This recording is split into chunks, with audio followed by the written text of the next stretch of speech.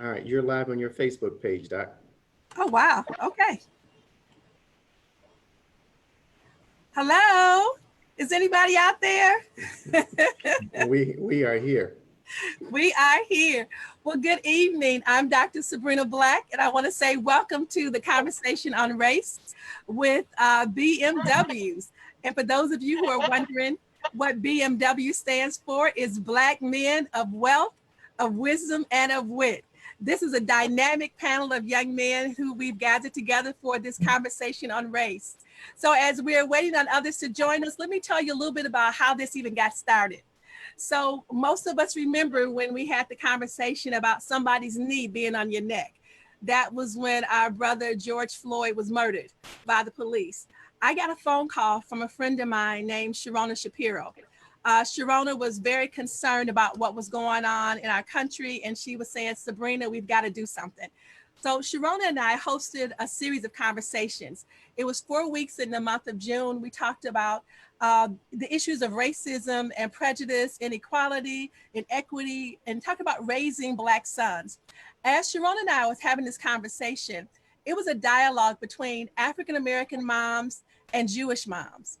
But at the end of those 4 weeks, I realized that something very important was missing from the conversation.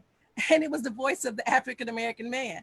And so, even though it was a great dialogue, it was a wonderful listening forum where at the end of those 4 weeks, the women got together and decided they want to do something to make a difference in our communities. I realized that I need to be having a conversation with my son, not just talking about my son. And I need to invite him to the table to share his own story. As I thought about inviting my son, I thought, maybe I should invite my son and my son's friends. And I thought, even bigger than that, I have a lot of young men that are like sons to me.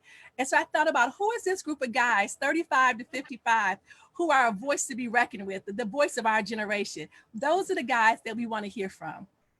As I thought about these BMWs, I realized that this is a group of young men who are defying the stereotypes. They are not in prison. They are not strung out on drugs. They are not high school dropouts. They are not deadbeat dads. These guys are movers and shakers. They are making it happen. I'm telling you, these guys are not only world changers, but they're world travelers. These guys are college educated. They are committed to their faith and to their beliefs. They stand for something. And so I thought, if I'm going to put together a group of young men to talk, I want to bring the best of the best to the table. And so we have 7 different young men that are going to be joining us over the next 4 weeks. And so I'm encouraging you to definitely tune in week after week to hear what they have to say about being Black in America. And so as we talk about these young men, I'm going to invite each of them to tell you a little bit about themselves in no particular order. I'm going to say, Von Nickelberry, if you can chime in and just share us a little bit about who you are, just quickly, because you'll get a chance to say a little bit more, so you don't have to say it all right Okay. now. All right. Well, hey, look, I'm one of those guys. I was born and raised in a little place called Saginaw, Michigan. I don't want to hear the Sag nasty jokes. All right. All right, but I just my mom and dad, they were in the home. We have a very close family. My grandfather was mayor of our of Saginaw, and played basketball there. Not just me, but then my father played, my sister played, my little brother played, and in Saginaw, basketball was how you got out. And so I went to Eastern Michigan on a basketball scholarship.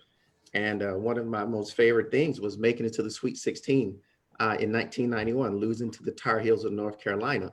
And I went to Eastern, not really to play basketball and to chase girls, and met my wife.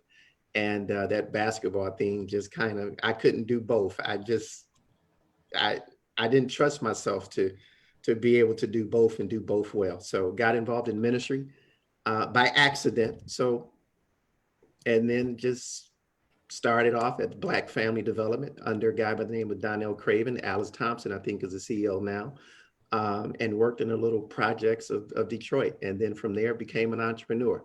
That's kind of my story. All right. All right. If we could have baby Tamashian, you can go ahead and go next. What up, though? What up, though? I am Tamashian, the Visionaire Jones. I reside in Southfield, but born and raised in Detroit from a small place I call Grand River in Schoolcraft. Grew up on Freeland Street. And I've been married for tomorrow, it'll be 19 years to my beautiful wife, Tavia. Love of my life. We've been together since 1997. So been a lot longer than 19 years, but we've been married for 19 years. So that's good. And then I have two children, a 10-year-old daughter, Selah, and a 14-year-old son, Joshua. And I'm into a lot of different things from a technical aspect. You know, I'm a filmmaker and I'm an engineer, and we own a dance studio as well as the media company called the Body of Praise Media, the Body of Praise Dance Factory. And I think that's all All right. Oh yeah, That's a good I do start. love to travel, right? You had mentioned that I Absolutely. love traveling all over the world. I've been to quite a few different continents, and I'm looking forward to going to more if we can get over this little hump that we that we all That's in. right. And We're going to get over it. And it's interesting, even as you talk about being a world traveler, Tamasha, I made a listing of some of the places that all of you guys have been. I mean, you talk about covering the globe. We've been some places. And so we'll talk a little bit about that coming up. right. Corey, if you can go ahead and chime in.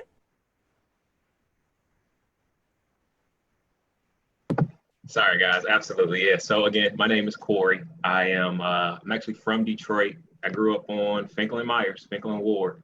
I am currently and have been living in Dallas, Texas for a little over 10 years now.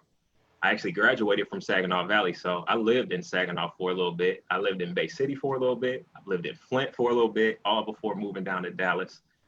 Been working in the insurance field for over 10 years. I've done different variations of essentially the same job, which is estimating, appraising, and adjusting, kind of a combination of all of those at some point. Um, and just, and honestly, I guess we'll find out more about each other as this goes along. But honestly, I'm just super excited about all of this. I guess it's kind of been, I call it the gift and the curse with COVID, because it set everybody down and made people start to really think and analyze and try to understand exactly what all is going on around us. And so I've just kind of been like a sponge. I was super excited when Dr. Black told me about this. So I'm just excited to hear from everybody, excited to share my thoughts, and looking forward to it all. Awesome. Thank you so much, Corey. All right, Ken, we can hear from you next. Okay, my name is, I go by Ken Black when I'm doing professional work, but my mom and dad named me Kenye Black, which means firstborn son.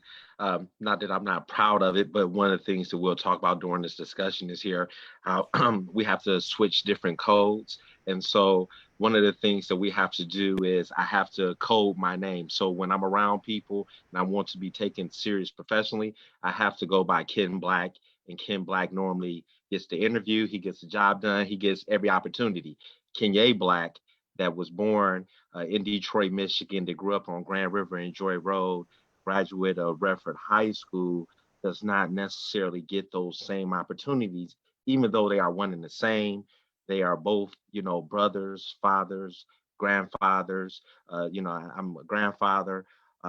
We just don't necessarily get all of those opportunities. I also went to school in the Saginaw area. Actually, I went to school in Midland, Michigan. So I went to Northwood University, which is one of the few private schools actually that's in Michigan, one of the top private schools, in the nation. And so also want to be able to share how I had to go back to be able to code switch coming from Detroit and going up to Midland. I had to do a lot of code switching, when I came back home to Detroit, I had to be very, very, very Detroit. You know what I'm saying? But then when I went up to Midland, I had to be able to get in that Brooks Brothers suit and show these guys that I was a force to be reckoned with. So that's just a little bit about me. All right, Jonathan. Hello, my name is Jonathan Huff. I feel kind of left out because I don't have much Saginaw experience, but I am from the west side of Detroit, very close to Tamashian Schoolcraft in Southfield. Yes, sir. Also, I went to Henry Ford High School, so Brother Ken Black was my rival, but friendly rivals. So that's where I grew up. A little bit about me. I'm married. I've been married for 6 years to my beautiful wife, Tina. We just welcomed our first child into the world back in February of this year. So he is going on 5 months a week from today. So we're super excited about that, and going through all of the challenges of raising a new baby during a pandemic. So we got a relatively small family. Professionally wise, I've done some of everything. From accounting, sales. Where I am now is I do manufacturing, Ford Motor Company. I work in Wayne, Michigan. And I just consider myself a worker in the kingdom. Primarily, most of my work has been done in the local church. I have a passion for young men, really men of all ages. I have a passion for the gospel of Jesus Christ. I have a passion for this very topic we're talking about. So I'm very excited to be here. That's just a overview. I've touched several continents in my years, so I'm a traveler as well. So I feel like I'm in good company, and I look forward to the discussion. Awesome. Thank you, guys. We also have two other young men who will be joining us in days to come. One may even join us later on tonight. We have Maurice Miller, and you'll get a chance to learn more about him when he's online. Maurice is a new dad, I can tell you that. And so, any of you who've had babies, you know that trying to juggle being a new father or a new mom can be a challenge. And so, he may or may not be able to jump on with us. But then we also have BJ Pearson, Beckwith Pearson, and he's going to be joining us a little bit later on tonight. We have a lot of entrepreneurs, not only just professional men, but as you're an entrepreneur, you know that the work doesn't stop just because somebody needs you. And so he is somewhere tending to life. And so if hopefully he'll be able to join us. So guys, as we're all gathered here tonight, everybody kept saying, okay, so what is this conversation is about? And I've been excited too, Corey. I've been thinking about the conversation and saying, man, I almost feel like Oprah. I get a chance to host a dynamic group of young men and get a chance to be amongst the celebrities, because all of you are celebrities in your own right. You've done some phenomenal things.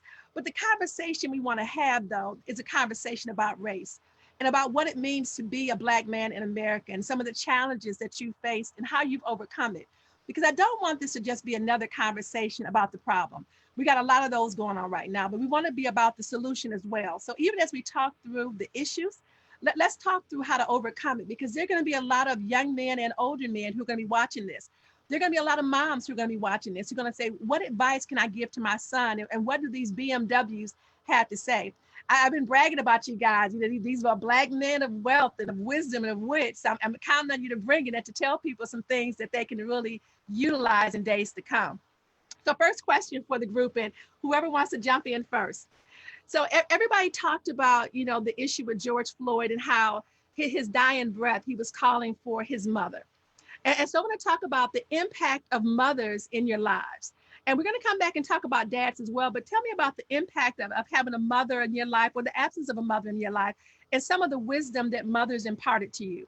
So whoever wants to go first. Well, I'm going to call on you if you don't. All right, Jonathan. I'll jump in there. I love to brag about my mom anyways. My mom was everything. I could be biased, but I've always said that I felt like I had the best mama on this side of heaven. Everybody's supposed to think that way, but my mom, she really spared nothing in raising my sisters and I. My mother was she was a disciplinarian. She was the provider for the majority of my childhood. She was full of wisdom. One of the things, based on this conversation, I can remember many a days my mom sitting me down and just teaching me about the world that I live in. And she prepared me for these times, even before I was able to leave the house and go about my way and drive on my own. She would always just tell me, son, the world that you live in is not a world that was built for you. And she helped me to understand that young.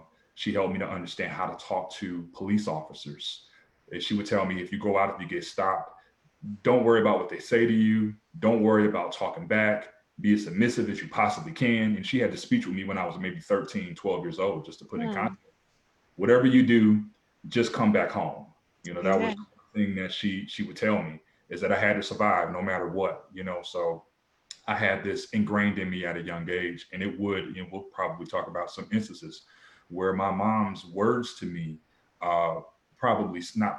definitely saved my life on several occasions with police officers. So that was my mom in a nutshell. Strong, gentle. I mean, if I needed something right now, as 5 years away from 40 years old, I could call mom, and she's just everything. So yeah, I mean, I don't want to hog the moment, but yeah, my You mother know, was, when you got a mama that's all that, you want to brag about her. yeah. And I hope your mom is watching and getting a chance to hear her accolades even now. And it's not Mother's Day, and you still got good things to say. Yes, absolutely. And I will say this one last thing too, and I'll pass the mic. One of the things my mom did, I told you I touched a lot of continents. A lot of that was all 100% my mom doing that. She sent me to different countries. She sent me to Australia, New Zealand, Africa, 6 countries in Europe growing up. And what that did for me was it helped to bring down cultural barriers even as a child. This is pride before Christ, before my love for people. So what that helped me to do is it helped me to deal with some of the implicit biases and be able to see how other people looked at me at a very young age. So I believe that my mom's contributions, sacrificing all that money to send me all over the world then, prepared me for the times that I live in today. So my mom batted 1,000. So All right. So you yeah, were cross-cultural even before that was a popular thing to be. yeah, All yes. right. Great. Somebody else tell us about your mom. I want to jump in here and now, share some things about my mom. And of course, to the people on the panel, they know that Dr. Black is my mother. But to the people that's in the audience at large, they may not know that. One of the things that my mom definitely taught me, and people on the panel, if I heard some of you guys before we started talk about her pursuit of excellence, her demand of excellence. Well, you can imagine as being her son, I got that ingrained into me 24/7. So like things that mom taught me by default. Like, so for example, growing up in the 80s, we were probably one of the few Black families that I know that had a personal computer. We had a personal computer, and just like you see those books that's in the library behind my mom and dad, we had a library in our house. And this is something that my mom and dad explained to me too, because I was like, oh, we got a book collection. And my mom said, well, difference between a book collection and a library. And I'm like, no. She's like, a book collection is you just buy the books. You just buy books. Like when you actually start becoming an author and you have your books on the shelf, then that's a library. So I'm like, wow, okay. So, I'm looking at them different. So I have a lot of books. I don't have a library as of yet. Um, but things as relating to the computer, like, so I used to always want to be on the computer like any kid would want to be. But things that my mom used to do is like, hey, for every hour that you want to spend on the computer, you have to spend an hour reading. And we got a library. So anything that you want to read, I'm not telling you what you have to read, but you will read. And you had to do that up front. So I couldn't, get on the computer first and then, hey, I owe you. No, it was like, hey, no, you're going to get on the computer first. Also, mom taught me how to code switch, and we didn't call it code switching back in the 80s, but things like this. So What you call like that? we went, we are from Detroit. So we had family, we're going on Finkel, over Aunt Bay's in them house. I mean, so we're going to Finkel in Wyoming, we're going to the hood, everybody knows how to carry themselves there. But also what mom would do was every day, she is the first person that taught me how to read the stocks. She was like, hey, these are the stocks that we have. When our stocks at this point, then we're going to sell, and then whatever you want to do, we'll go ahead and do it. But it always would have to involve some educational. So after we sold off some stocks, they'd be like, hey, first thing we're going to do is we're going to go buy some books. And if you want to go to the movies or different things like that. So by the time I got to college and we were like, having the Wall Street Journal and read stocks, I was literally laughing because I'm like, I've been doing this since I was a kid. And this is something that my mom taught me. It was an extreme code switch, but she never was like, hey, you're going to have to be able to do this. But it is something that to this day, I follow stocks on my phone. I make my boys follow stocks. So this is something that, my mom taught me that we just continue to pass on. And I can just continue to go on and on and on. But I just want to say about actionable things that she gave me.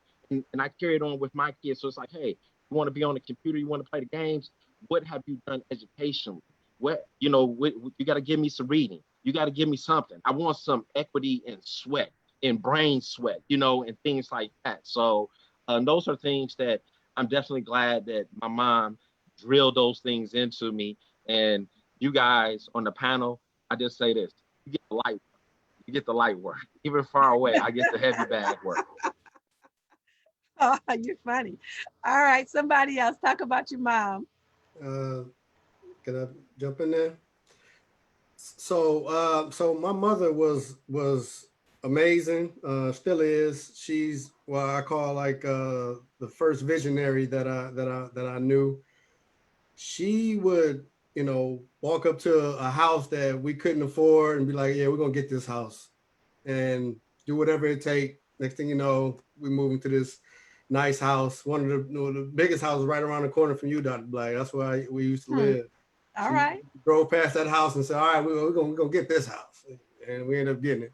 She wanted to start her own business, and she still got the business going to this day. And so she taught me a lot about seeing things before they happen, and then kind of going back into the like time traveling, right? Going to the future, seeing what it is that you want, kind of go back and prepare to get to that point. And she was married for quite a bit of time, but then she ended up getting a divorce, and it was 5 boys. So now she's the single mother with 5 boys living there, and me being the oldest. And we grew up off Grand River and Schoolcraft. We moved over to Sherwood Forest, and then after the divorce, we end up going back to Grand River and Schoolcraft. Now we went from a swimming pool, jacuzzis, big 7-bedroom house to now the toilets won't flush because the pipes are froze or something. We got to pour water in the toilet, and we got rats and roaches and stuff. She bought an abandoned house for like $500 from the city, and then she said she was going to put herself through nursing school, and she drove a cab at night. So she had 5 boys that she was, providing for, drove a cab at night, and put herself through nursing school in the process. And me, as the oldest boy, trying to, protect the house and make sure everything was cool, I had to watch her jump through all these different hurdles in order to get us off of, back somewhere close to where we were, right? So we ended up moving from there to like 7 Mile. And it was a whole lot better over there than it was, for the house that we lived in. But I mean, to this day, she's always been a loving person, and will drive you and make sure that hey, okay, so what's the plan for next year? What is it that you're gonna do?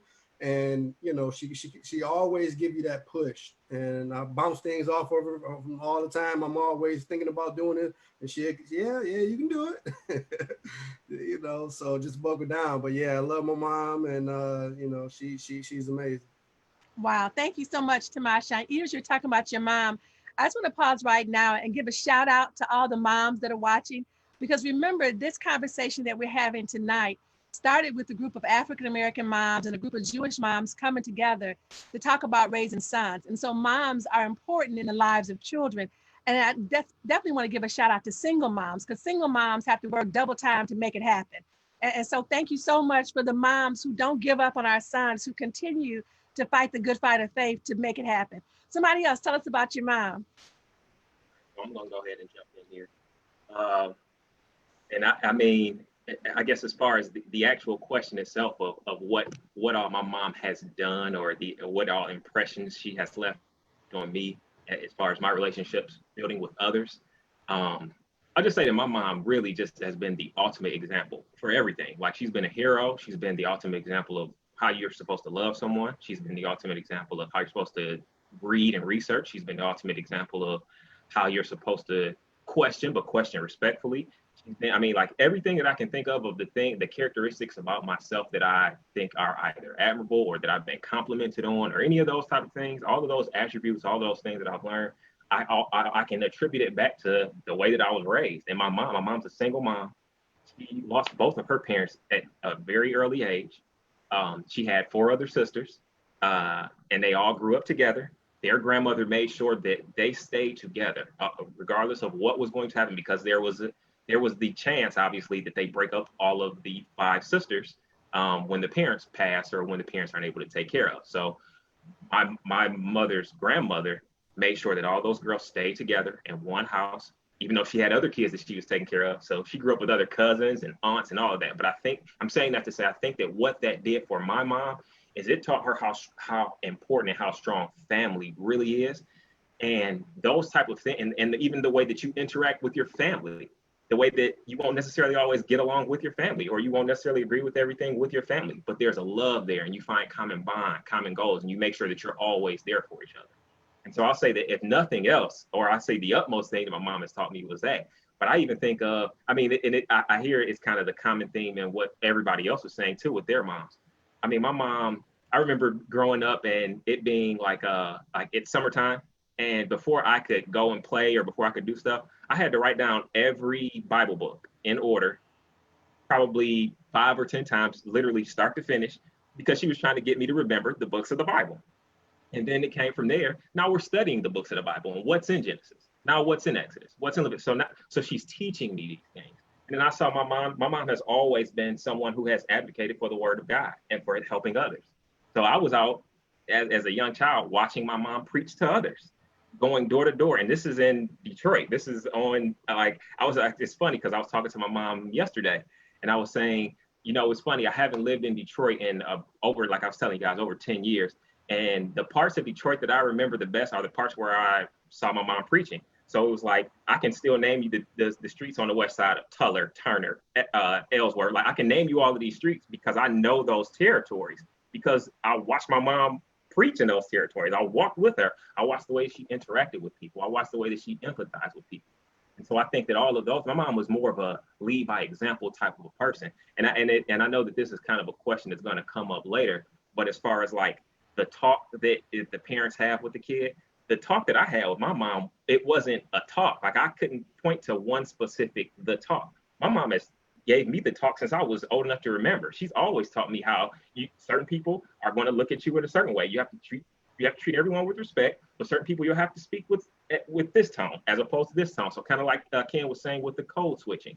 Like all of these examples are things that my mom has taught me since literally I can remember. So my mom to me is, again, just the ultimate example of a hero. She's taught me everything. She's amazing. Wow, these heroes. Woo! All right, so we're going to give a shout out right now to the east side, shout out to the west side, shout out to the suburbs, and shout out to people around the world. You know, we got friends in Africa and Australia and Europe and different places. And so, you know, we know that different people are watching from different locations. So we just want to give a shout out to all of you, even right now, because moms matter. All right, Vaughn, you want to jump on in there? Yeah, you know, my mom, just like everybody else, right? My mom and dad's been together since the 9th grade. They've been married 51 years. And I've been married, right? So it was a model, right? I've been married 26 years and we've been together for 31 years, right? And so my mom served as that model. My mom was extremely important, even as a kid, because she volunteered at our school all the time. She was the mom that everybody said, I wish I had your mom. She taught us the importance about family. See, if you had a cousin, it was your business to know who your cousins were. And she made sure that we all played together. That was extremely important. Man, my mom taught me the importance of housework. I mean, Saturday morning, it was time to, you know, clean the house. She would get up with rise and shine. And in order to do this, right, you had to, you know, clean the front door and do the dishes. And she taught me at an early age how to wash and sort clothes, right? A hobby that she had was photography. I hated taking pictures as a kid, but man, my mom took so many pictures. So if you ever follow me on Facebook, you see all of these old pictures that we have just growing up. And I literally value that now, right? So she taught me about creating those memories. We had a competitive family. She taught me about how to compete, the importance of faith. You know, if my mom didn't make it to church on Sunday, man, you made sure that she had grandma right there picking you up.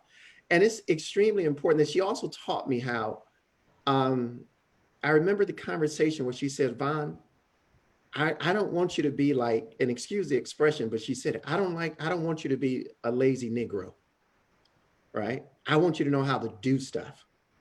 You know, I want you, when you get married to a woman, make sure that, you know, she's not doing everything for you, that you know how to wash your clothes, that you know how to do it. So you could literally, she taught me how to treat a lady. And all of that was so important to me. And I absolutely love my mom. I mean, she would send food when I was in elementary school, she was just sending food to my friends. You know, if you know anything about Saginaw, it's all about tacos, right? You know, we have these Saginaw tacos, right? And, you know, it was almost, she would send tacos to my friends. And she was just a giving lady, and she is to this day. And she makes sure, even right now, that my son grows up with the rest of his cousins. You know, so she those are the things that she taught me. All right. Look, you guys want make me want to break out in song. I'll always love my mama. Look. And I absolutely will. So, Vaughn, you talked about this importance of family, and all of you talked about family with cousins and extended family. You mentioned how long your parents have been married. My husband and I have been married now for over 35 years. We've been together over 40 years, but my parents have been married for 62 years. I mean, so you talk about defying the stereotypes. Yes, Black couples stay married. Now, granted, some get divorced, and there are some single moms and single dads among us, but marriage is important in the Black community. And yes, they do stay married. Fathers are important, and a lot of young men don't grow up with fathers in their lives. So I want you guys to speak to the issue of having a father in your life, or what you're like as a father, or messages you would give to a father. So you have a choice. Talk about your father, what you're like as a father, or a message that you would want to give to fathers. And whoever wants to jump in first. All right, go ahead, Vaughn. You still got the mic open? All right. Well, you know what? My dad was the epitome of hard work, right? Like Saginaw, right? Saginaw, Flint, Pontiac. What did you do? You worked in a plant. And so that was, I saw that. Now, this is interesting because I've seen my mom and dad. I've noticed at times when they were kind of mad at each other. But listen to this: as a kid, from K through 12, I never seen my parents argue. I mean, never. I seen my mom mad at my dad, but you know, it was always how my dad responded. He was always so quick to make up right away.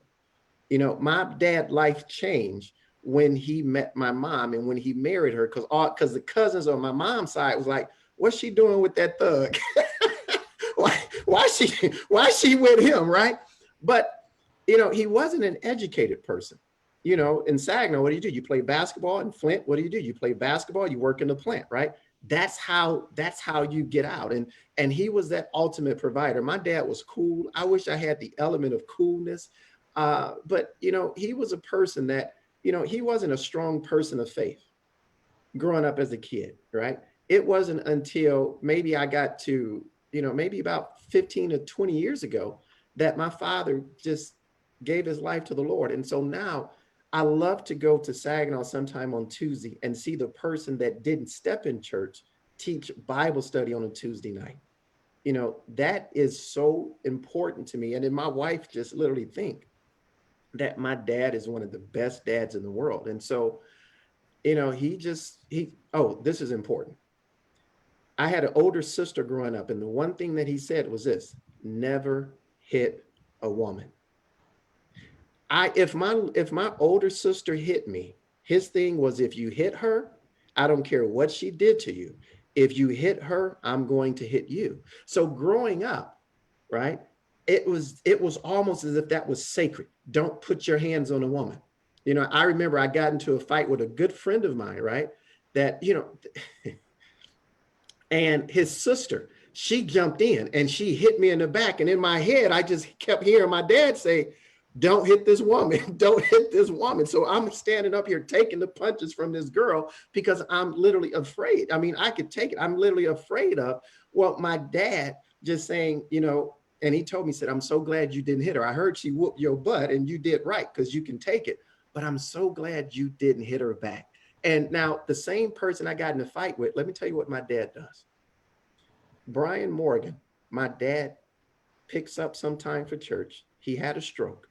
My dad takes care of my childhood friends. My mom, they take care of my childhood friends. So I see those things. And even when he doesn't want to, he goes over there to make sure that he's okay. He goes over there. And it's just amazing as I sit back and I say to myself, how did y'all do all this stuff? I have one son and I'm struggling to be the type of people that you guys were. So that's just my dad, man. I love him. Yeah, that's a powerful story of transformation. And I think for those who might be watching and you're concerned about whether or not the person that you love, that's a man in your life, is committed to God or goes to church or does anything, I would say continue to pray continue to be faithful and trust God that in his timing. You know, one of the things I often try to help women understand is that you can't let a man be what God has already ordained him to be. So you can't let him be a man. All you can do is get out of the way and pray that God would raise him up. And so I'm so thankful for the transformation that you got a chance to see in your father, Vaughn. So somebody else want to jump in. And I want a Saginaw experience too. I'm gonna have to go up to Saginaw. I'm not gonna call it Saginaw. Somebody else.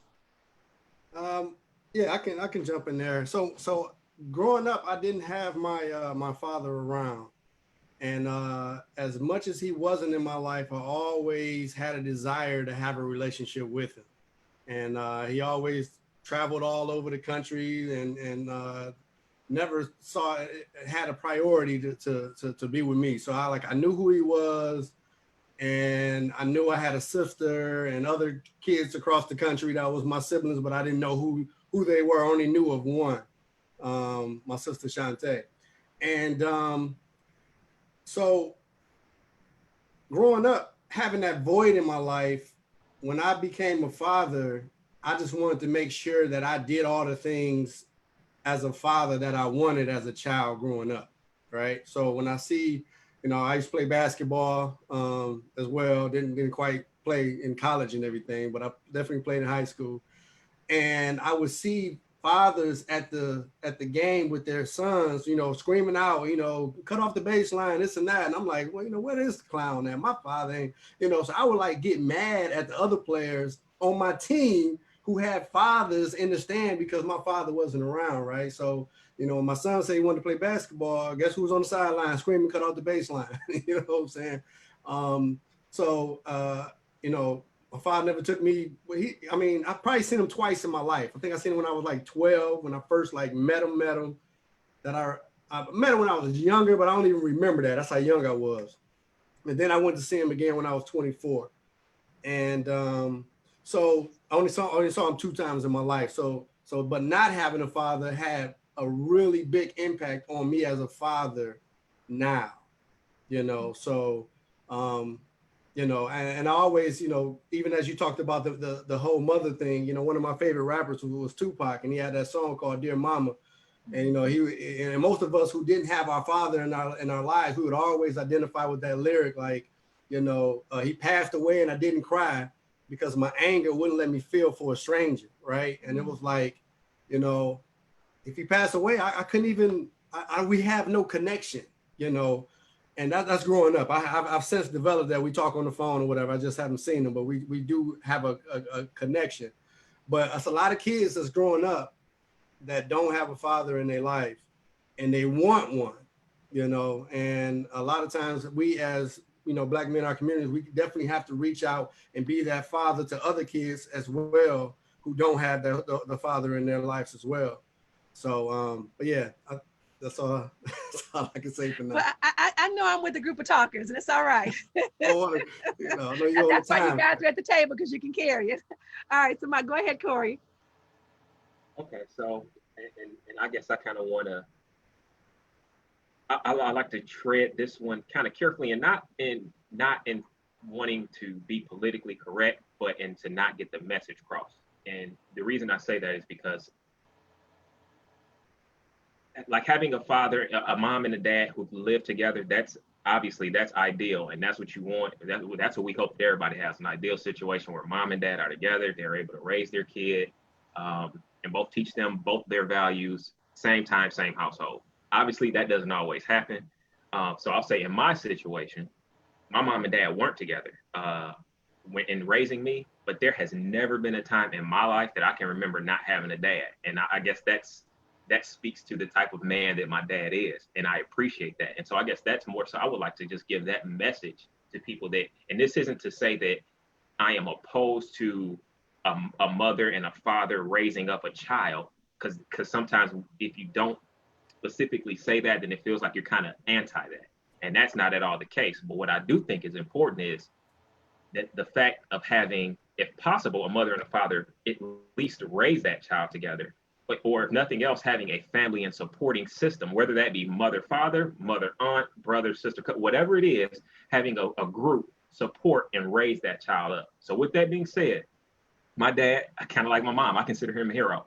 My dad was not, like I said, I didn't grow up in a house with my dad, but I never, from childhood growing up, every time I got a haircut, it was because my dad picked me up from my house and took me to go get my haircut and dropped me back off at my mom's house. You guys may have heard of like DAPSEP, Detroit Area Pre-College Engineering Program.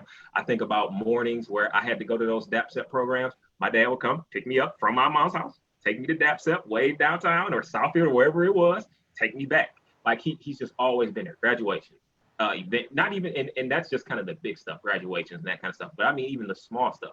My dad has just always been there. He's always taught me love. He's always shown me love. He taught me by example that he felt that it was important for him to raise me. And kind of even going into that, like I said, my mom lost her parents young.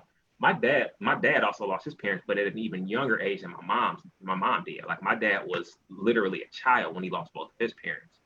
So I think that those things, I kind of almost, although it was not good for them, I almost got lucky because I think that both of my parents, they understood the value and just the true value of having a mom and a dad, regardless of the situation, regardless of if you're together, regardless of what's happening. They wanted to be there for me. And so I'll say that that's with my dad. He's been the strongest example. And honestly, my dad is one of those guys, and everybody has someone similar to this in their family, but my dad's kind of like the man of the family, of the overall family. Like when my dad's side of the family gets together for Thanksgiving or Christmas, they're meeting at his house. Well, when that kind of stuff, he's like, so he's always just been that example. He's always made sure to maintain that example, even with me not living in his household. So I love my dad. And again, just another example of a hero. Real lucky. Yeah, Corey, I want to say, preach, Corey, preach. Look, that's a powerful message that you're putting out there, because even when moms and dads are not together, that doesn't change the fact that you're still the mom and you're still the dad. And it's really important that as the two adults, that you do try to figure out how to get along for the sake of the children. And it grieves me so, you guys all know that I'm a professional counselor. And so I deal with these families and these broken homes where the adults can't get along and the children suffer, where the woman is punishing the father and keeping the children away from them, or the father is doing things that are counterproductive and won't pay child support. I so I see that on a regular basis. But it is important that families come together to help raise children, because children do need a mom and a dad as much as possible. Somebody else want to jump in and talk about your dad? I'll go ahead and jump in there. I was blessed to have two heroes. My mom and my dad got married the year before I was born. The marriage didn't last long. They were married in 83. I think they were probably divorced in 87. However, with that, the blessing is that throughout the divorce process and afterwards, the thing that my mom always reassured me of is that my father loved me, and he made he made 100% the truth known that he loved us. Whether it was a recital at school, dad showed up. Whatever it was, graduation, my dad was definitely there. Of course, when you have divorce, there's going to be a lot of challenges, and there were. In the midst of that, my mom did remarry. So I was blessed to have another father in my life as well. So what I say I gleaned from both of my dads is, my dad was, I heard Vaughn talking about his dad being the epitome of a worker. My father was a worker. If he could work 24 hours, he would. He did Ford Motor Company, actually worked at the same site that I work at now. And he also did landscaping on the side. I don't know when he slept, but he did that. But my stepfather, which I don't even like calling him my stepfather because he's my dad, both of them are my dads, he, same exact thing. And what I would say I gleaned from both of them is a work ethic. And what I got from my stepfather was, he taught me how to think critically, and he taught me how to fight, both physically and how to fight mentally as well. My biological father, he was the one that really ingrained that work ethic. Like, you work until you get it done. You don't take any shortcuts. My stepfather was the type of person where if a situation were to get heated, he showed me how to get really, really, really cool and make sure that I was thinking and not fighting out of anger, and how not to be afraid, not to respond to my emotions, not to become, he would always tell me, he said, son, if you hear something, as a young guy, he said, if you hear something, don't run before you look. You might run into what you're running from. So he just really told me how to, when situations get elevated, and that came in handy too. Me not living, the life that I live now. There's been several heated situations, and you hear gunshots go off, and everybody running in different directions. And I can remember my dad's voice saying, "Okay, cool down, look calmly, make every step count," in so many words. So I was able to get that from both of my dads. There definitely was a lot of spots when you're talking about divorce, post-divorce, and things of that nature, visitations. There's a lot of times where, as a child, you feel at fault. You feel like your dad feels about you a certain type of a way. But I tell you this 100%, that as a grown man, looking back, through mature eyes, I can see that even though my parents' marriage did not work out, even though there were some really painful areas, right? I can look back as an adult with mature eyes and see that I had two men that really, really loved me. Both of them taught me the word of God. So I kind of look at it as like a double portion. I'm blessed to have an awesome relationship with both of them now. My son was just born a few months ago, and they both just, my son has two granddads, and my niece and my nephew, who are also like my children, they have two very involved granddads contributing to their lives. So I consider myself extremely blessed with my dads. That's awesome, Jonathan. I'm so glad that they taught you how to fight mentally. And I know you know how to fight spiritually on your knees. And I Yes. just want everybody who's watching to know they know how to fight too. All of Yeah. these guys. And you're looking at them on the screen. You don't see how tall they are, but I know all of them. And everybody's 6 foot something. So, Jonathan, how tall are you exactly? 6'5". 6'5". Yeah. I said you can't tell that looking at him while he's sitting there. So he's fighting mentally and spiritually, but he could whoop you too if he had to. Yes, ma'am. All right. So somebody else want to talk about their dad. Yeah, I want to definitely share about my dad. I really consider my dad like my best friend, and we've grown to become best friends. My dad grew up, in a two-parent household, and I think it's very important for us to get out there. His dad had grew up in a two-parent household, so coming from a two-parent household is not something that's abnormal in the Black community, but one of the things that my father and his father did not, even though his father was there, they didn't have a strong emotional bond. His father was very stern on him, and you're going to do things a certain way and things like that. You're going to be seen and not heard. One of the things I say is remarkable about my dad is that he's nothing like how the relationship that he had with his father is nothing like the relationship that him and I had, and he never used the relationship that he had with his father as an excuse not to be there or to be less than. He always went above and beyond. So he always let me, express myself. My mom can tell you, I'm a very, very vocal child. I'm a very emotional child. I'm not going to hold anything. And my dad allowed it. Both my parents, they allowed me to be me. They allowed me to express that. Things I learned from my dad, though, he's a very hard worker. He would be up before all of us would be up. I mean, he's done went and did half the things that he needed to do for the day before you even got out of bed at 8 o'clock. And I used to get mad. I'm like, I want to go with you and do some, the man stuff that you're doing. You're going to pay bills. You're going to get dinner and all of this stuff. And by the time I wake up, he's like, man, you woke up at 8:30. He's back with donuts from, Dutch Girl. And I'm mad. I'm thankful for the Dutch Girl donuts, but I'm mad. I'm like, wow. But now, even to this day, because my wife, and by the way, my wife did say something to me because I didn't mention that I was married for 19 years. So do believe that I have got that message since we've been here. Um, she is watching. Shannon, married for 19 years, been together for longer than that.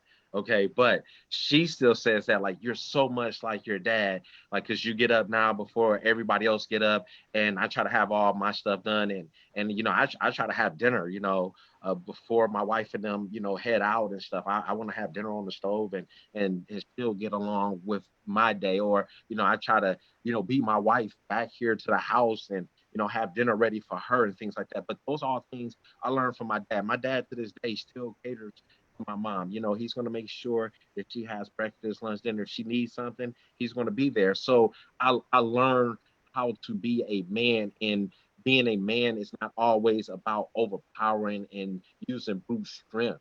It's about actually working with someone and having that partnership. And it's like, yeah, I've found so much. And I mean, I can just go on and on and on. It's just so many things. Also, his work ethic. I remember, like now, everybody, where my mom's and my dad stay at, and they have a beautiful home. But I remember when my dad was catching the bus all hours of the night, and he was working for Guardian Security, and he worked there, and he worked as many shifts as he could, and he might be there 12 14 hours a day. It'd be times when we would just be passing each other, but he never was too good to do anything for his family. If it involved, like, taking care of his family and getting those bills paid, he did it. And I got that from him. My wife and them will tell you the same thing. Like, for me to be the man that I want to be, it's nothing that I won't do for my family. If I got to clean toilets, I got to do whatever. Hey, sign me up twice, because if it's going to take care of my kids and my family, and they're not going to have any going hunger pains or anything like that, then that's what I'm going to do. And I learned that from my dad. It's like, you sacrifice. Biggest thing that he always taught me: family is everything. Family is everything. And another big thing is, what we do, we love people and we use money. Money is nothing but a tool for us to love our people. And that's all we're going to do. And my mom and dad, they have loved me and loved me and loved me and loved me. And he has loved me and shown me that it's okay for me to be vulnerable and to cry for other men, to hug other men, tell another man I love you, and show that strength. You know what I'm saying? Us as Black men, one of the biggest traumas that we have to deal with, that we got to hold everything in emotionally.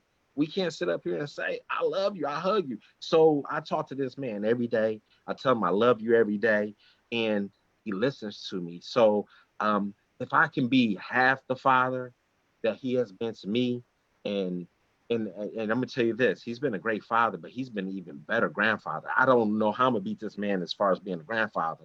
I'm just, it's over. It's really over with. But if I can be half the man that he is as a father, and just a quarter of the grandfather, then I know that our names will live on forever in our family. Wow, great. So for those of you who are just tuning in, and you want to know what is the conversation about? It is a conversation about race, with a group of BMWs, Black men of wealth, wisdom, and wit. And we're talking about just who they are as men. Because before we even talk about the issue of race and being Black in America, we need to get a sense that they are just human beings, beyond the color of their skin. These are guys who had moms, who had dads, who had families, who love, who cry, who love hard. And so we want to give you a chance to just get to know them. So guys, I know most of you got a chance to see the video, but just in case you didn't, and for those of you who are watching, I posted a video on my page on June 30th. You can scroll back and see that. But it was from the Taylor Merritt Project, called From Now This. And it was a video of a Black guy with a Black background. He has dreads. And he comes on and he says, before you call the cops, this is what I want you to know about me. And we've heard the stories about driving while Black, walking while Black, bird watching while Black, doing anything while Black can almost be dangerous, just being out on the street. And so before somebody calls the cops, what is it that you would want them to know about you? And what has been your experience of driving while Black, walking while Black, or just being Black? So you can talk about either of those two things, and whoever wants to jump in. I think as a kid, most of my encounters came as a kid growing up in Saginaw. Saginaw was divided. Everything on this side of town was where on this side of the bridge was where the Black stayed. Everything on this side of town was where the white stayed. And I used to ride my bike, and I remember going to see my grandfather. And he was the mayor. He's one of the few Blacks who lived on that side of the town. And I remember going to see him, and it was like every time. Now I'm in either elementary school. I remember going to see him in elementary school, riding my bike on that side of town, and the police officer saying, "What are you doing on this side of town?" Mm-hmm. And then I'm saying, "I'm going to go visit my grandfather." Well, they didn't believe me. So what did they do? They put my bike in the car and say, we're going to take you to where your grandfather lives. Okay. And then as a kid, now you block that stuff out. I mean, I know I just kind of blocked that stuff out. It became normal. And then if I went from Saginaw to Carlton, right, to hang out with my friends and family over there, it was like the same thing. What are you doing over here? I don't know how many times I had my bike in the back of somebody's police car and they're saying this bike is stolen. You know, I mean, it was normal. I mean, you just got used to it. It was like cops doing what they're doing. And so that was my experience growing up as a kid. And my mom always taught me, she said something to me. She said, Vaughn, if you're ever driving a car and the police pull up and the police put their lights on, go somewhere public so other people can see. So you aren't there by yourself. And so we had those talks as a kid. And then, you know, you become an entrepreneur and, you know, you learn how to navigate through all that stuff. Mm-hmm. And so your mom was telling you to go someplace where other people could see, because that was before body cams became popular. Now the first thing you want to know is your body cam on? And do I need to have a body cam on? You know, I've been threatening to get my own just in case, you know, because you don't know. So thank God that you were able to heed your mother's wisdom to go someplace where it's lit. You know, I think about just that experience as a child of having your bike put in the back of a police car and having you pull up somewhere and having the people around you wondering, what did he do? Because that's usually the first question that people want to know. Well, what did you do versus what's going on and why is your bike there? But it's always, he must have been in trouble somehow or another. So somebody else, your experience. Before we call the cops, what do we need to know about you, or what has been your experience with the cops? Well, I'll just say kind of a recent experience. I mean, there, like again. Got speaking to your mic. We can barely hear you. Okay, I'm sorry. Is this better? Yeah. Is that better? Okay. I'll say that I've had several experiences with police, from Detroit police to Southfield police to on-campus Saginaw Valley police, on-campus Oakland University police. But I'll give a recent example of an interaction that I had with police. And this is relatively recent, since I moved to Texas. I actually was traveling to Louisiana with two of my friends, black lady, black guy. We're all, at the time, I guess we were all late 20s, early 30s. We're driving from Dallas to Monroe, Louisiana to watch another friend get married. So I'm driving. I've been a 2010 Honda Accord. It's black. There's like no rims. There's no tint. There's nothing to it. It's just a regular stock Honda Accord. But see, Corey, before you even finish, I tell you, when you say going to Monroe, Louisiana, Yeah. my first thought is, oh no, I hope he comes home. I mean, just the location doesn't sound good. I'm sorry. Go ahead. Yeah. So, and I'll say this is a mild example. I'm sure that we're going to get into some other examples. So this is just a mild example, but just to show kind of like you were saying about the but like Vaughn was saying about the bike in the back, where maybe it's not malicious looking from the outside looking in, but you understand the intent behind it. And so driving to Monroe, Louisiana, it's a 2-lane highway, or 2-lane each direction, 4-lane highway. I am in the left lane. I've got my cruise control set. The speed limit is 65, I believe. So I've got my cruise control set to 67. I'm going a little bit over, but just so that I can kind of make sure that I'm going faster than the traffic to the right of me, but I don't want to speed, especially driving to Monroe, Louisiana. Well, as we are driving, I'm driving and we're talking, we're listening to music. I see police get behind me. So I'm like, all right. So obviously I alert my friends because they're black. This is y'all, you guys know the drill. Just to let y'all know, I don't want it to be a shock. If y'all see these lights come on behind me, know what's up. This guy's been following me probably for the last, I'll say, few minutes. So he follows me. Eventually the lights go on. Eventually the sirens go on. So I find an area, or I wait. This is in the middle of the day. I find an area to pull over to the side of the highway. I roll down my window. The police officer approaches my vehicle. He asks, his first words to me were, "Where am I headed?" I told him where I was headed. I gave him my driver's license, gave him my registration. And before he went back to his car, he told me, "Can you step out of the car?" So this is I'm like, all right, I don't really know why he's asking me to step out of the car. This vehicle is registered in my name. This isn't like someone else's car. Everything is perfectly fine on this car. So he has me step out of the car with my friend still sitting in the vehicle, middle of the day, cars breezing by us both ways. He has me go to the back of the vehicle and place both of my hands on the trunk of my vehicle. He goes to his car, runs all of my information apparently. So I'm standing there with my hands on the trunk, looking at my friends through the back glass as they're like not turning around to look at me because, as you know, Black people were told just be still and comply and do everything the way you're supposed to do it and go above and beyond. So I'm waiting. And then eventually he comes back to the back of my car and he hands me my driver's license. He hands me my registration. He tells me, okay, you can go ahead and get back. Oh no, he doesn't tell me to get back in my car. As I'm standing at the back of my car, he tells me that I was pulled over because I was traveling too slow. He said that I was in the left lane and that is a passing lane. And I was only going 60, there was no one that I was passing. Now, with that being said, I had passed people that were in the right lane that were going slower. And at the time that he pulled me over, there was actually no one in the right lane for me to pass. But I had just finished passing someone because he got from behind them to get behind me. So he tells me this. He tells me that I'm lucky and that continue to go. He says, well, I'm not going to give you a ticket or anything. So you're lucky today, but go ahead about your business and make sure that you are only in that left lane to pass people and follow the speed limit. So now I get back in the car. And obviously there's this awkward silence of, okay, what just happened? Like, why did you just have to get out of the car? And you literally just had your speed, like your cruise control on the please don't pull me over speed limit. And you still got pulled over. And then you got all of these people whizzing by you. And just like you just said, they're thinking, what did that guy do? Why are his hands on the trunk of that car? Did he steal that car? Is that car that?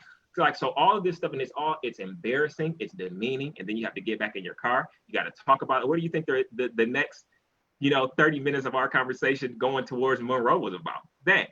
And then you try to compartmentalize it. So you get it all out with your friends, you talk about it, and then we pack that all up, put it in our back pocket, and enjoy the rest of our time there. But just the fact that you even have to deal with something like that, and that's something that me and my friends talk about even to this day. And there are multiple examples of things like that have happened with authority and police officers. So I guess that's just one example of just my interaction. Even as you talk about, I like what you say. You were driving the "please don't pull me over" speed limit. You had your cruise control set to that. I'm gonna have to keep that in mind. I don't even use my cruise control that much, but I tend to have a heavy foot, but I'm gonna set it to the "please don't pull me over" speed limit. But one of the things you also talked about, Corey, which is important, is how as Black men, you have to compartmentalize things, and how all of these various experiences that you have, you just have to kind of stuff it and keep going and try not to think about it. You get it out in that moment, but you pocket it. But at some point, your pockets are too full to sit down. You got too much stuff in your back pockets and your front pockets because there's too many experiences like these. So somebody else, you want to talk about what people need to know?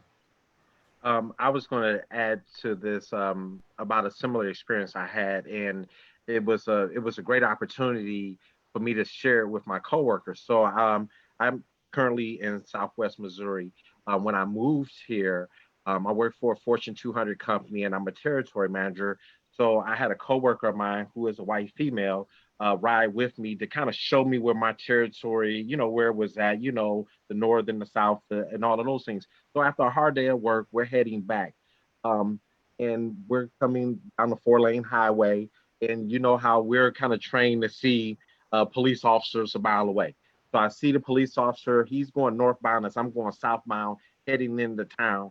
And I see him whip around. Like as soon as he passes, I saw him whip around. Now it's a 4-lane highway, but we're in the right lane, so we're not in a passing lane at all or anything like that. And also with this company, I'm driving a company car, and they have a device that's in the company car that if you're going over 9 miles an hour, it'll start beeping in there. And then not only does it beep, it will send an email to like the head of our traffic division saying, hey, this person keeps on going over this 9 miles an hour. So, this is a big thing. We're kind of conditioned not to ever hear that beeping going off. So, I'm like not worried because I'm thinking like, well, I don't hear the device beeping. We're having a conversation. Cop quickly closes in on us, pulls me over, quickly pulls me out the car, pulls me to the back of the car, puts me in the back of his car, right? Same thing. Fully complying because we're taught, don't even ask the question of why am I being pulled over yet? Why am I being placed in the back of the police car? I'm not saying anything because I'm complying fully. I'm in the back of the car. The first question that is asked to me, who is the white woman that's in your passenger seat? Who is the white woman in your passenger seat? Now, keep in mind, I just got to this area. I know her first name, but I can't really remember her last name because we've been talking. She just got married. So I'm confused because in our company email, she still goes by her maiden name, but she's married now. So I'm scared now because if I give this white man, this white woman's wrong name, oh my God, I'm in Southwest Missouri. What am I going to do? And the entire questioning was about this white woman in my car. And I'm like, look, I'm telling him everything I just told you. Look, I just got transferred down here. If you run my license plate, it's going to come back that it's a company car. You'll see that this is a fleet vehicle. You know, I got the fleet insurance, whatever you need, I have it all. But I cannot answer questions about who this white woman is in my car besides her first name. And if you give me my computer, I can show you where I've emailed her. Her picture is down, you know, in the corner of the email. And I was literally held up for a half an hour. And then the guy decided, I'm gonna give you a ticket for going over 10 miles an hour. And then he let me off and he told me I wouldn't be caught in this area with that passenger after dark. And then got back in the car with my white coworker. And she's like, what's going on? And I'm trying to explain to her. She's like, but you were not speeding. You're not speeding. And so my thing is, I said, great. She was very upset. And I'm like, so this was a state trooper. Who we gonna go complain to? Who do I go to that's above the state trooper? Excuse me, I'm just happy to be going home and be able to talk to my wife tonight and tell her everything that's going on. So now that everything that's happened, let me show you how this comes full circle. Because I moved here like 5 years ago. So everything that's happened with this George Floyd stuff has caused everyone in my company to have a conversation about race. So we were talking about it amongst our team. And so I brought it up and said, hey, Amy, you remember when I first started down here and this happened? And so she was able to tell all the white coworkers what happened. She said he wasn't going 10 miles an hour over. I witnessed it. And if I wasn't there, I wouldn't believe it. Now, what's very important about all these people is they all are right-wing conservative people, but they're rational. When they sit up there and you put it to them, and it's like, wow, that happened to you. That happened to me. And guess what? Nobody I complain to. It happens all the time. It happens all the time. And I'm just happy to be alive because I could be a George Floyd and then they'll be bringing up something I did in 5th grade. You know what I'm saying? So that's unfortunately, and that's a recent story. You know, that's not, you know, 1980s, 1970s. It's not Medgar Evers. Talk about the stuff we did in 5th grade. We all got some 5th grade stuff probably. Now that was before our lives were transformed. All right, we got time for one last story, and then I got a final question before we wrap up for the night. And but for those of you who are watching, again, this is Conversations on Race with BMW's Black Men of Wealth, Wit and Wisdom. We're going to be meeting for the next 3 weeks, so you can tune in every Monday night at 7 o'clock. Invite your family and friends to join the conversation and be a part of the dialogue. But somebody else have a short story they want to share. Tamasha, look like you were ready to say something. Yes, two short stories. One, I mean, the majority of the people that I know that I hang out with, the majority of us as Black men in America, we've been pulled over by the cops and we've been given a tougher treatment than what I would say some of my white coworkers or friends have been treated. Now, I've been handcuffed, thrown inside of the back of a police car while my friends were searched. And, you know, when we first pulled up, they told all of us to put our hands out the car. We literally had to put our hands out the car, drop the keys, and I left the lights on in the car. And while we're being searched, and he asked me one of those trick questions, you got anything in the car? Can I search it? And I'm like, no. And it's like, you mind if I search it? Whatever it was, I guess I gave him authorization to search the car or whatever, but, you know, they didn't find anything because we weren't doing anything. And, you know, just, and then my car wouldn't start up because the battery had drained, right? So then it pulls off and we sitting there like, you know, and I got to call people. And it's just a real big inconvenience because I know that we were pulled over just because there was like 4 of us in the car. And no other reason but that, you know. And another thing that I wanted to share was that since we're talking about company trips and things like that, my job sent me to China with two other of my white coworkers, and we had to travel from place to place with a either a train or a plane. So we had to get on a plane, take a train, go to a place, go to another place, take a train. And every time we took a train or a plane, I was the one that got pulled off to the side with the extra search. And it happened every single time. And I was the only one every single time. And I was like, yo, this is normal for me. This is just how it is for me. And they, you know, they were like, you know, don't try to pull the race card. I'm like, this ain't a card, bro. This is my life. You know, like I don't get to pull another card out or whatever, you know, like just look at it. And I'm like, all right, well, watch this. And we all looking. And the next thing you know, they say, sir, can you come over?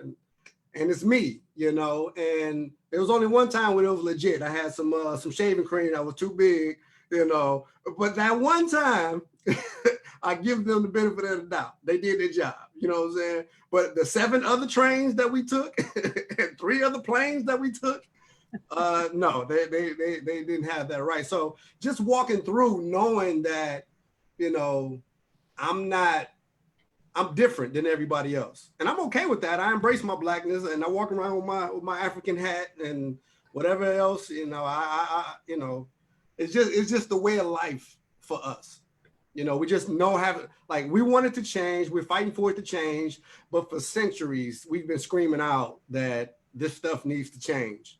And I am seeing a lot of attention. We're getting a lot of people's eyes. And like you said, companies are having these conversations and they're putting pressure on governments to kind of change these laws or whatever. So we just want to be treated like everybody else, you know. And you know, Tamashi, I want to be treated like everybody else, but I want to be treated as a unique individual as well. Because in many ways, I'm not like everybody else. And you guys are not either. You're very unique in who you are.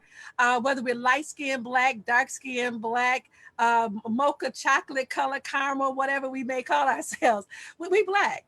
And we're proud to be black. And we have a lot of things that we can offer to society if people would simply open the door. You know, and I think about the number of times that we talk about corporate America where I felt like I had to try to kick the door down or break a window out or break through a glass ceiling of some sort. And the reality is I realized that our gifts make room for us. And so we started the night by talking about your backgrounds and who some of you are and some of the things that you've done, some of the places you've been, and your gifts are making room for you regardless as to color of your skin. And people cannot hold you back or hold you down. And I'm excited about that. So as we wrap up for tonight, I want to give each of you an opportunity to talk about maybe 1 or 2 things that you're doing right now as a black man of wisdom and of wealth and of wit that you would say people need to know about because you are very unique in who you are. Just 1 or 2 things that you want to share with people that says, you know, okay, this is who I am and this is some of what I'm doing. That's unique. All right, whoever wants to jump in, everybody's gonna get a turn, and then we're gonna be closing for tonight and inviting all of you to tune back in next Monday at 7 p.m. Well, I think I'll take this opportunity. I'm not sure. I don't know that this is exactly the direction that you're going in, but I would like to take the opportunity to tell people that right now what I am doing is educating myself about voting process, voter suppression, all of those things, because in just like and I do not want to pronounce your name wrong, Tamashan. How do you say it? Tamashian. All right, I'm sorry, Tamashian. Just like he was just saying, as far as like just, or I guess kind of going along with what he was saying, you want to start to educate yourself and vote so that we can try to get some of this stuff changed, because that's the only way it changes. Like protests are good and they're needed. Us speaking out, that's good and that's what's needed. But as far as actually implementing change, we got to start voting for people. And it's not voting for the president. It's not even voting for just your governor. It's literally starting from local levels, city council, mayor, and educate yourself about what they have done, what they are doing, so that you can make, you know, the wise decision, so that we can start seeing some change. So I think that's kind of what I have been doing. It's just trying to read as much as I can, learn as much as I can, trying to find ways where I can try to help. I mean, obviously there's been a big initiative and big pushes recently, especially by celebrities for voter registration. There's been a big attention on voter suppression with kind of some of the stuff that we saw in those primaries in Georgia. So just some of that stuff, just educating yourself about that, telling other people, helping other people become registered. If you have the knowledge of doing that, but you know that that's not necessarily something that's pushed in your community or your family or your friends, help them. And I think that's kind of one of the biggest things that we can do immediately as far as creating change. Great, thank you. All right, somebody else? Something that you're doing or that you feel that people need to know about that they should be doing? You know what? I think I had an epiphany, right? Because you kind of moved from Saginaw to wherever you live, and now we live in Northville, and it's like I think we probably have just what, maybe 5 or 6 Black families in my subdivision, and you become, you know, growing up, I had Black history. I knew it. My mom made sure. And it was interesting because all this stuff happening, right? It now allows me to have these conversations with my son and my nieces and my nephews. And I just literally had my son watch the Emmett Till story. Now my son is 11 years old. Oh, he's 12 now, but he was 11 at the time. And I get a phone call from my wife, and she was like, "I can't believe you had him watch that. He was just crying," right? And I don't want to get out of touch with our history and where we come from. I mean, Tamir Rice is the same age as my son. So number one, it is about educating my son in his history where we live, and do some of the things that my mom told me. And also it's about educating other people. And I got to the point where I was just, and right now I think I'm just kind of fed up of having these racial discussions with people that don't look like me.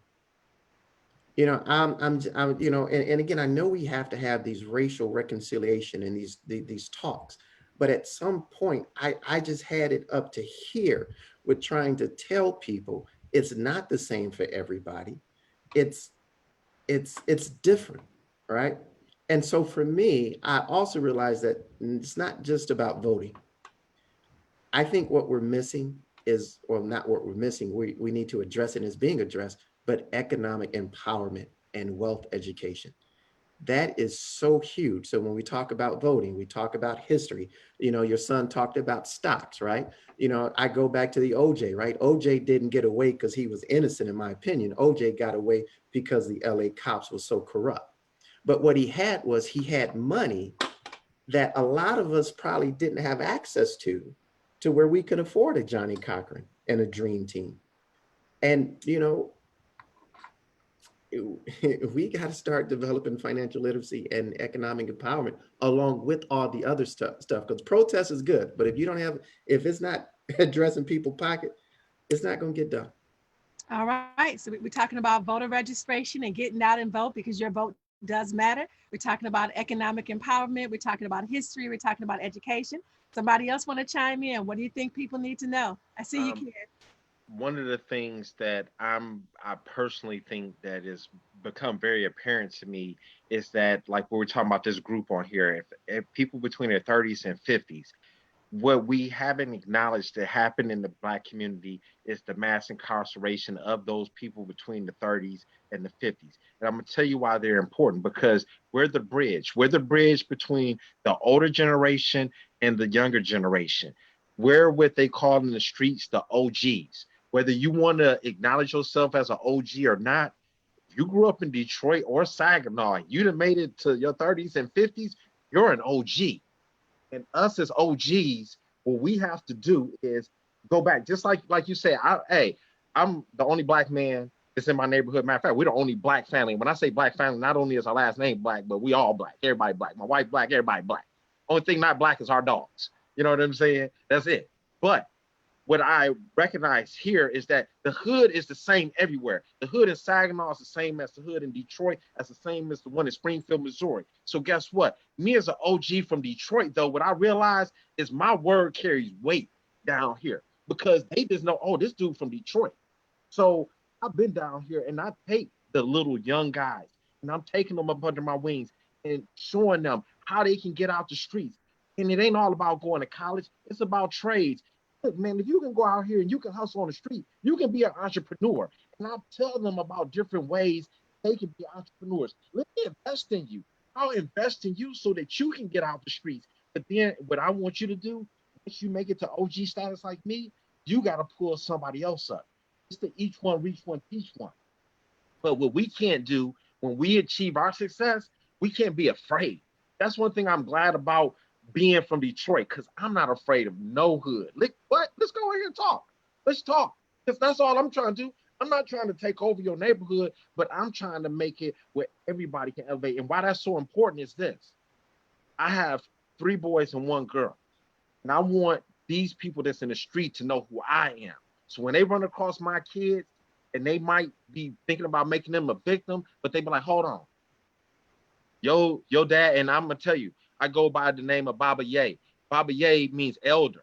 You know what I'm saying? So the young street dudes down here, they're gonna be like, hey, that's Baba Ye, or they call me Unc. They call me Uncle.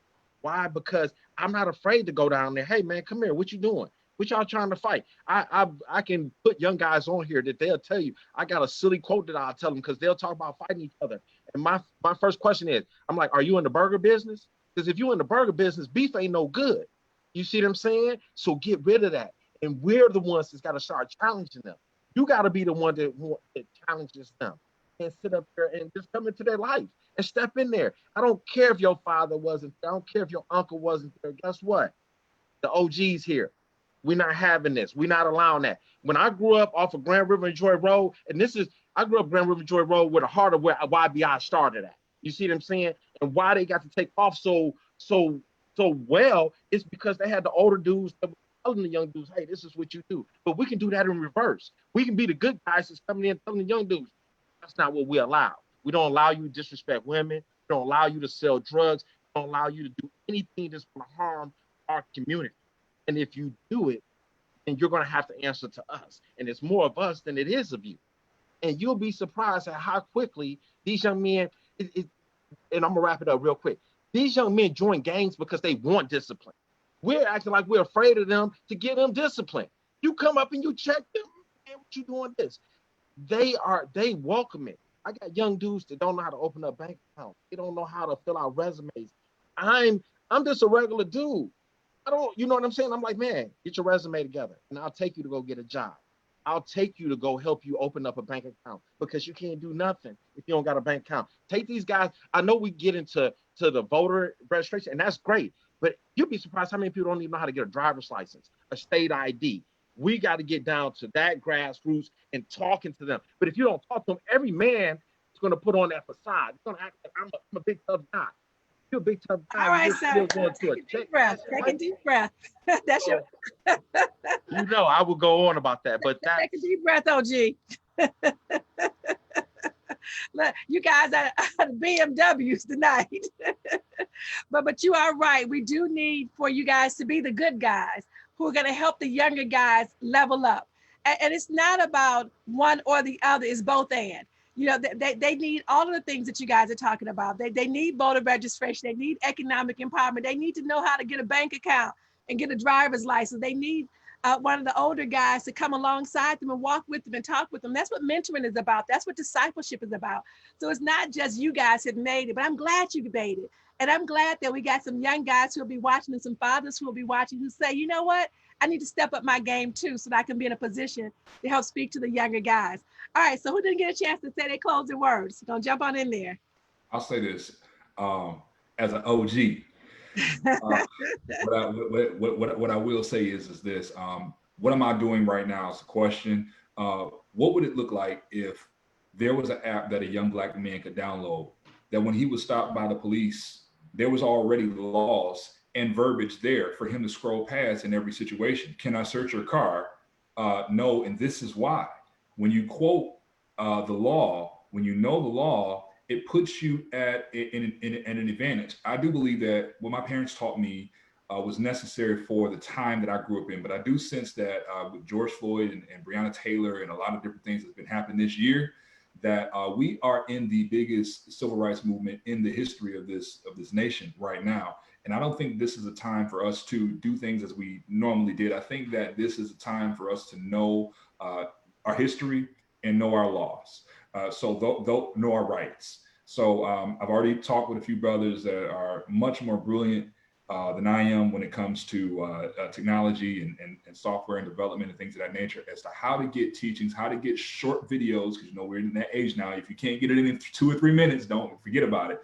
But 2 or 3 minutes to understand what are my rights in these different types of situations. And then maybe if there were an app, if there was something that we could have where somebody could scroll through it, if you're in the situation, you have it right there, you know your history, know your rights. So before I do that, I have to get my roots deeper. So in this season, in this COVID-19 pandemic crisis, this has sort of been my think tank. So that's what I've been doing. And that's what I want to be able to equip other young men to do. Know the history, know the rights. Man, I'm loving that app. How soon is that going to be available? And do you already have a copyright and a patent on that? I can't say that online right now. No, I'm joking. But no, it's I hopefully soon. But there is no projected date as of right now. Okay, but for those of you who are watching, do know it's already covered and it's already documented, and his name is already on it. All right, anybody else? I don't want to leave anybody else. Any other closing remarks anybody want to make? I'm jumping in there for the last time. So yeah, I work in media, so making movies, doing film with music, and what I've been trying to do for just about every project that I'm involved in, I am trying to give a group or organization some kind of platform so they can get their message out there and show the wonderful work that they're doing in the community, as well as educating them. So I got a documentary that I showed before that's coming out about my trip to Africa, and just showing how beautiful Africa is. And, went to Ethiopia, went to Egypt, and I want to show people here in Detroit and America that Africa isn't what was communicated to us as children, as mud huts and jungles and some beautiful things that were going on in Africa. And so I'm putting that film out. We got another film out that we did about a whole bunch of companies and organizations that came together to impact Cody High School as well as Osborne High School. And, so you had churches, you had government leaders, you had businesses, and they pretty much cleaned up 100 square blocks of the city. Like those kind of stories of people that's doing things to help our community.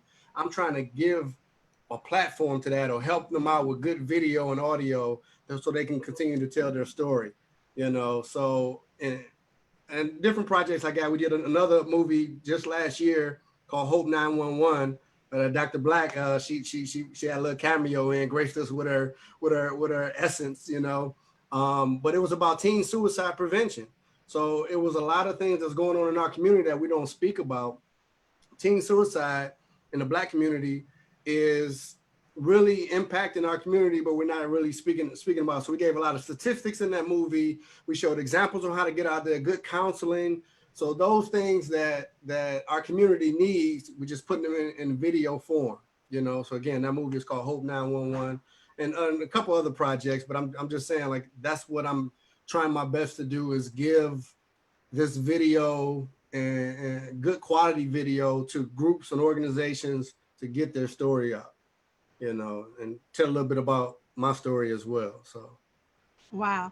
I'm so thankful that you guys joined me tonight. Just a privilege to be able to sit with you and to hear you dialogue and to hear about some of your experiences. And I know for those of you who are watching, you're going, is it over already? Yes, over tonight. But come back next week. We're going to be meeting for the next 3 Monday nights at 7:00 as we continue these conversations on race. I know for those of you who are waiting for it to get all fiery, everything is not about the fire. The passion is there, and the love is there, and the sense of community is there. And so as you come back in, we'll be talking about about what's happening during COVID and some of the things that people have been doing. We'll be talking about the riots and about racism. We'll be talking about the prejudice that these guys have encountered, that they've tried to achieve different levels of success. So there's lots more to come. So I would encourage you to do a watch party on what we've done so far. Invite your friends to watch with you next week at 7:00. And we will also be dropping information about all these guys. And then you're saying, well, how do I get in touch with Tamashian if I want to learn more about the films? Or how do I get in touch with Vaughn if I want to learn about economic empowerment? And how do I get in touch with Corey to find out more about voter registration? And what do I do if I want to sign up to be an OG and do mentoring and discipleship with young men in my community? Listen, I know all of you are saying, man, how do I get in touch with these guys? we'll be dropping their information in the chat. And so you'll get a chance to follow up with them as well.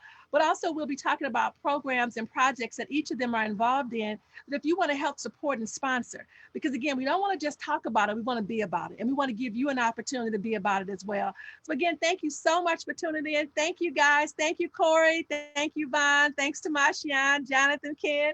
And for those of you who missed early, Ken Black is my son, Sabrina Black and Warren Jose Black. So glad to know young men of your guys' caliber. You guys are phenomenal. And I'm thankful for the people who have already snatched you up too, because they got a good catch. But for those of you who are watching and you're saying, you know what, I wish I had met a man like that. They can help you discover how to be the woman that a man like that is looking for. And so we got information for the women and for the men. So tune back in, join us again next week, Monday night, 7 o'clock for the conversation on race. I'm Dr. Sabrina Black. Thanks so much for tuning in. Take care. Thanks, guys. Thanks for having us. Appreciate you all.